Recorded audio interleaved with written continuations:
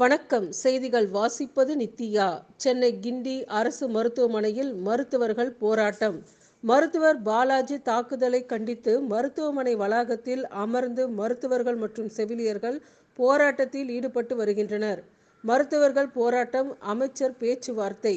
கிண்டி அரசு மருத்துவமனையில் மருத்துவர் பாலாஜி கத்தியால் குத்தியதை அடுத்து போராட்டத்தில் ஈடுபட்டுள்ள மருத்துவர்களுடன் அமைச்சர் மா. சுப்பிரமணியன் மாலை 4 மணிக்கு தலைமை செயலகத்தில் பேச்சுவார்த்தை நடத்த உள்ளார். புற்றுநோய்க்காக அனுமதிக்கப்பட்ட தாய்க்கு உரிய சிகிச்சை அளிக்கவில்லை என இளைஞர் குற்றச்சாட்டு. வீட்டில் காய்கறி வெட்டும் கத்தியை கொண்டு வந்து மருத்துவரை குத்திய விக்னேஷ்.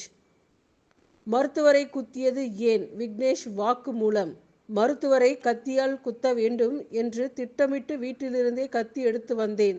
தாயார் வலியால் துடித்ததை தாங்கிக் கொள்ள முடியாததால் காய்கறி வெட்டும் கத்தியை எடுத்து வந்து மருத்துவரை குத்தியதாக விக்னேஷ் வாக்குமூலம் அளித்துள்ளார்.